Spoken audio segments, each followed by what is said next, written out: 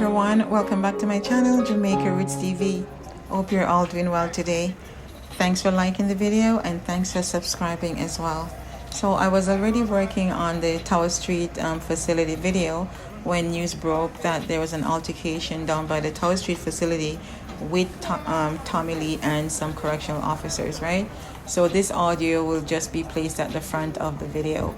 So my 2 cents on it. I don't think it should have gotten to that level. We all saw the video, but I'm still going to use the word alleged, that he was beaten by the officers down there, right? I just think that things could have been done differently, because we all see when someone is resisting arrest. Let's just use that as an example. And 2-3 officers would come and they would put the person into handcuffs, like put them on the ground, put them in handcuffs and subdue them that way. Why did it take all of that to subdue one person? And then we have the inmate saying allegedly that there was several buttons that was broken on Tommy Lee, and also he was not fighting, he was not retaliating as well. So why do all of this? It just seems a little bit excessive to me. They could have restrained him, put him in handcuffs, and take him to like a solitary confinement. Why did we have to go overboard, right?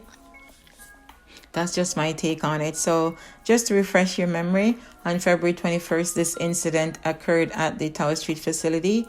He was taken to the KPH, Kingston Public Hospital, on the same date. He was released and brought back to the facility on February 22nd. He spent about 2 weeks there. So on March 7th, he was removed from the facility. He left and he went to another prison facility in St. Catherine. They did not disclose the exact name of the prison. They just said a prison facility in St. Catherine.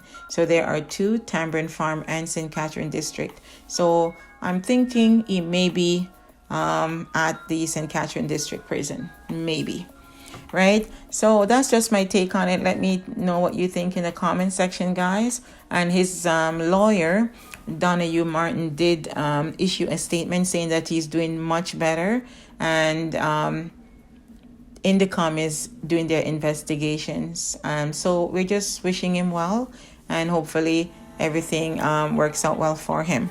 So let's get into the video, guys, and this will be done in part 1 and part 2 for the Tower Street facility. Thanks again for subscribing.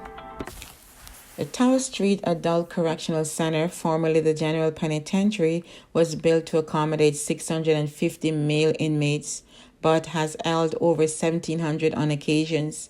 Construction of the current building began in 1845, shortly after the end of slavery. Previously, the Kingston House of Correction stood on the same site. The new penitentiary was designed according to the separate system, in which prisoners are held in isolation, although in practice, sharing of small cells has been common. It is operated by the Department of Correctional Services for the Ministry of National Security. So just let's review just for a minute. So when slavery was abolished in Jamaica in 1838, the colonial bosses, the English people that were in charge in Jamaica, they came to the conclusion that since slavery was abolished, there were a lot of crime in the city. So they have to find a penitentiary to put, of course, the people who were committing the crime. I'm not sure what happened there. Maybe they thought, okay, we can't slave them anymore, so let's incarcerate them. So they constructed the General Penitentiary in 1845. It's a red brick, so it stands out. It's like 20 feet high, and it has this massive tower at the front.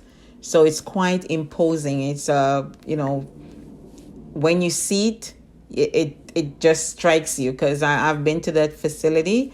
Many years ago, I was a student. I wasn't allowed to go too far inside, but I went through those big doors at the front, that big door there, heavy door. And I was told to just stand right at the front there. But I saw so many men in there, like it was just like clustered, right? So that's my memory of Tower Street Adult Correctional Center. So just to rewind a little bit, a lot of our foreparents suffered, died, and bled on this particular spot. And now in 2022, we're hearing that people are still being beaten there. It's really daunting when you go there, because I've been there as a student and I wasn't allowed to, go into the facility. I was allowed to come into the doors and they closed the door, and I was looking around like, trying to find out some information. I went there with someone who had a brother there, right? And there was so many men in one place. That's what struck me, right? All these people locked up in here for whatever reason, right?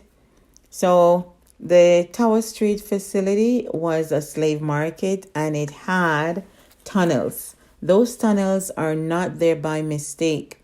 They were built there. They were trading in human flesh, right? And they probably knew it was wrong, so they tried to hide as much as possible. They wouldn't transport them on the road unless it's very necessary. They would come up through Port Anderson and just transfer them right into the facility by going underground. So they hardly get to see outside, and they'll be kept there until a market is found. That's how they normally do it. After time, it became from a slave market to the House of Corrections, and then transferred into this facility now, the General Penitentiary facility. But it was the site of a lot of death, abuse, everything that you can think of happened on that particular lot of land. Okay, it carries a bad vibe, a bad history for our foreparents. They went through a lot down there. So a lot of the prisons in Jamaica, St. Catherine District Prison, that was also a slave market. And there's another facility in St. Anne. You only can see like a couple walls now. I'm going to show you the picture. That is also, or was used as a slave market, because they secured these places so much so that the enslaved cannot escape. So once slavery was abolished, then they used these facilities as prisons, and a lot of people suffered here at the St. Anne one as well, bled and died there because they did all types of things to them. So it's mind-boggling, to see that after so many years, they're still going through what they went through in the 1800s. So they're building right now, or commissioning a building. I think they've identified the land to build a new prison, a modern facility. So hopefully this will kind of, improve their lives, improve the situation for them, because even though they've been sentenced, you still want to maintain a certain level of humanity, right? Providing them with things that they need to survive and to come out better human beings than when they went in there, right? So, or for parents, they suffered, they bled, they died here. They receive all type of inhumane treatment. And we're coming up to 200 years, I think, that this structure, I've been there. In another couple of years, I say maybe about 20 years or so, it should be around 200 years. And the people are still suffering there, right? So the Department of Correctional Services in Jamaica, the DCS, their mission statement says, we contribute to a better society by effectively securing and transforming offenders for successful reintegration. So if we're going to successfully reintegrate people like ex-inmates back into society, I think it's time that we look at corporal punishment in penal institutions. So you can let me know what you think in the comment section, guys. Thank you so much for joining me for this video. Remember to like, share, and subscribe. Take care of yourself and others.